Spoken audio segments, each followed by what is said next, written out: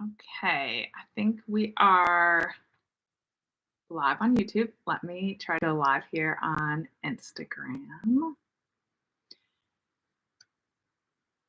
Okay, I think we are live on Instagram and YouTube. Hello, hello, everyone. For those of you who don't know me, my name is Allison Egidi. I am a pediatric sleep coach and founder of Sleep and Wellness Coach. And I help parents who have children newborn into middle school, even in some high schoolers, children, basically any 18 and under who are struggling with sleep. And I founded Sleep and Wellness Coach back in 2016. And ever since then, I have held a free monthly sleep Q&A. So what is that, like 9 years now I've been doing this. And the way it works is there is a post that went up yesterday on Instagram. I used to do it on Facebook too, but now I'm testing out doing this on YouTube, inviting people to submit a question in advance. And I have a few questions that were submitted in advance. I will answer those first. And then once I get through those, I'm happy to take any live questions. So if you didn't get a chance to submit a question about your child's sleep and you have one, feel free to put it in the comments here on Instagram or on YouTube. And I will pivot over to those after I answer the pre-submitted questions. Before I dive into those questions, I just have a couple of things I wanted to make you all aware of. If you have a child in elementary school or in middle school, I am teaching 2 live workshops around sleep and helping our children thrive this school year. And so for the elementary school parents, that workshop is on September 11th. And for the middle school parents, it's on September 12th. If you're interested in that, you can learn more at sleepandwellnesscoach.com under programs. So I think the actual link is like /programs, or you can just click on programs from the pull down menu. So wanted to let you know about that. Those are live workshops you can join me on, but you also will get access to the replay for 7 days if you aren't able to make it live. And if you're new here and you don't know, I have a podcast. It's called How Long Til Bedtime. And we are 4 years into it, I think 200 episodes in, and there are just tons of sleep topics that I have covered. I've also interviewed a lot of folks related to other areas of parenting. And so feel free to find How Long Til Bedtime anywhere you listen to podcasts to find any specific topics that you are looking for potentially. And if you're interested in learning more about how you can work with me or one of the sleep coaches on my team, you can always check out sleepandwellnesscoach.com. Okay, let me start here with our pre-submitted questions. Let me go over here. Okay, these came through on Instagram, and so this handle is Ashley AM86. You said, hello, my question is about my 2-year-old boy, turned 2 in July. He has never been a great napper or sleeper and hasn't even slept through the night more than 5 nights in a row. Been there, done that. He is doing well with naps 85% of the time and will sleep from 1 to 3. He goes to bed around 8:15 every night and usually wakes up between 7:30 a.m., but lately it's been closer to 6. My sitter leaves him in his bed until 7:38, usually just to play while she preps breakfast. He has been waking up at least once a night since he was a baby. For the last several months, he will sit up, cry for me only, and will go back to sleep and will not go back to sleep unless someone goes in. If I go in and try to lay him back down, he sits up and screams for me. If my husband goes in, he can lay him right back down and walk out. It sounds like separation anxiety to me, but I am not sure what to do about that. And just a note, he goes to bed awake.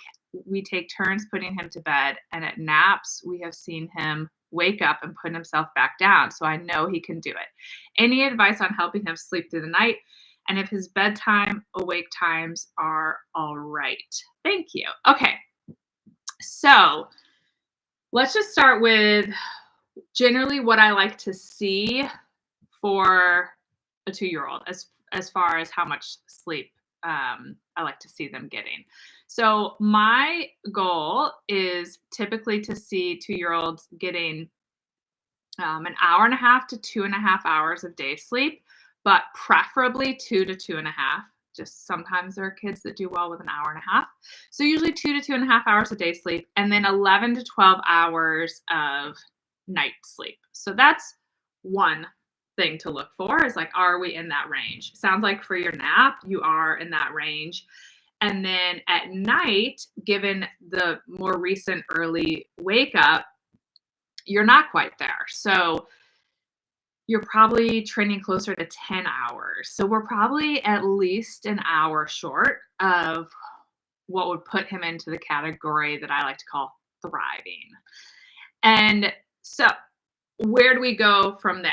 So when that happens is often a timing issue. And I don't think he said what time he wakes. In the middle of the night. But you have two issues, I think, going on. One is potentially the timing of his sleep. And then the other would be just his expectations of what happens when he wakes up. Because you're absolutely right. He has the skill set he needs to navigate a nighttime waking. And a waking in the middle of the night is not abnormal. Like we call it a natural disruptor. And I would like to see that happening later in the night. That's why you didn't mention in here what time he typically wakes up. If it's happening earlier in the night, that would not fall in the category of a natural disruptor. But either way, we want kids to learn when they wake up, whether it's kind of a natural sleep disruptor or because something's off, that they can put themselves back to sleep. But right now, while he has a skill set he needs to go to sleep, his expectation is for you to get up with him and address it in the middle of the night. And this was exactly the issue I had with my oldest daughter, who we did not solve her sleep issues until she was nearly 2 years old. But she too could be put down awake at bedtime, but then couldn't get herself back to sleep in the middle of the night. And turns out we had some timing issues too, and her expectations of what she needed in the middle of the night. So the first thing I would suggest is shifting his bedtime to be closer to 7 o'clock.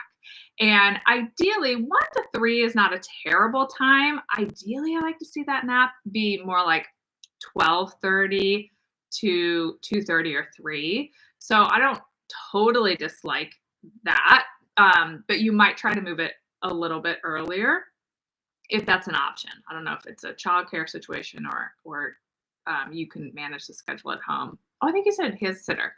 So I would potentially try to move that up to 12:30, and then I would make sure he's up by 3, and I would try to do bedtime closer to 7. And then because he is 2, you can start to set expectations on when it's okay to get up. So you can use, I would recommend a hatch and have it turn green when it's time to get up. And then you could start to say to him, hey, when you put him to bed, it's time to sleep and sleep all the way until your light turns green in the morning. And then this is when you have to kind of decide what intervention approach or sleep training approach you're going to take when he does wake up. So you would say something along the lines of, if you wake up before your light turns green and you're calling or crying for mommy, I'm not going to, whatever it is you've been doing lately, like coming in, picking you up, laying you back down. I don't know what it is. Because that's when it's time to be sleeping. Instead, and then you explain what he should expect during that waking. So this is a really important piece with the 2-year-olds. Even if he's not very verbal or not verbal at all, he understands so much more than he could ever communicate. So you want to be able to tell him what you expect from him and what he can expect from you if he's not following the plan of sleeping without screaming and waking sleeping people in the middle of the night until his light turns green. So Um, Hopefully that helps as you think about things. Sometimes even just shifting the bedtime can help, depending when that waking was happening, help him sleep more soundly, but it probably isn't your cure-all since he hasn't consistently slept through the night um, for most of his life. So you'll want to do a little bit of structured sleep training and making sure you include language around that. If you want to be talked through like a sleep training approach that I like for this age with kids who have that skill set, you might want to check out my $27 on demand workshop called How to Quickly Recover from a Sleep Regression for 15 to 30-month-olds. He'd be a really good candidate for that. And so it's a 1-hour workshop that really walks you through the details of navigating things like this. I know this has kind of been an ongoing thing, but given that he's in the crib and he has that foundation of putting himself to sleep, I think that could be a really good workshop for you. So if you're interested in that, you can find it at sleepandwellnesscoach.com. I think it's /programs, but you can also click on workshops and programs and see it. Okay. The next question was from Kate798. And she said, question about my 13-week-old, bedtime around 8 p.m. every night. He sometimes wakes around 5 a.m., sometimes earlier, sometimes later. Should we consider a 5 a.m. wake up time to get up after eating or try to put back down? What time do you consider the cutoff for realistic morning time for a baby after which they won't easily go back down for more sleep? Okay, this is a really great question. So at this age, I like the 8 p.m. Bedtime. And usually at this age, I like to see bedtime somewhere between 7 and 8. And then I like to see that wake up be somewhere between 6 and 8.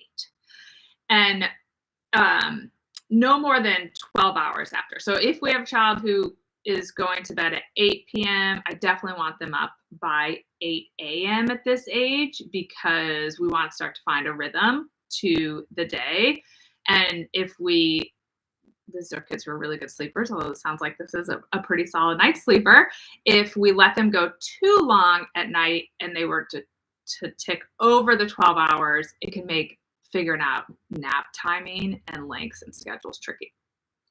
But you're also in a window where kids are rapidly developing their kind of optimal circadian rhythm.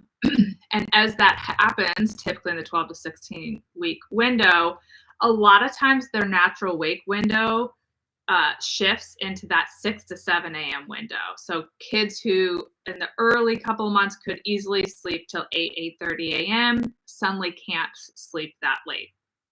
So I guess to answer your question, at 5 a.m., yes, I would suggest trying to put them back down after the 5 a.m. wake up and feeding. I think you said there's feeding, yeah. And then anytime they're up between 6 and 8 a.m., sounds like you might be more in the 6 to 7 range, start the day. If your little one sleeps into that window, skips the 5 a.m. wake up and sleeps until 6 or 7, and then you feed, go ahead and just start your day. Feed and start your day. So anytime between 6 and 8. But if up earlier would be great if you can get them back down. Even if up at 6 and you do a feeding and you would have an 8 p.m. bedtime and you're like, they could clearly go back down, you can absolutely still do that. I just try not to pull the plug on starting the day before 6. And I force a startup at this age 12 hours after bedtime or 8 a.m. So whichever one kind of came first. So hopefully that helps a little bit. Okay, I think those were all of the pre-submitted questions. Let me just double check. And it doesn't look like we've had any live questions today.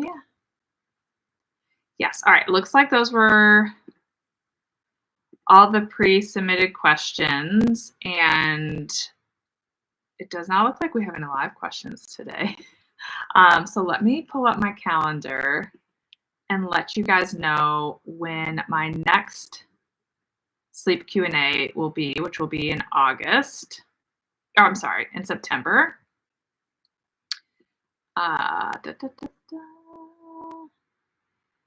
And it will be, it looks like it's going to be another Wednesday. I tried to do them on Fridays, but they got a little off in the summer. I take that back.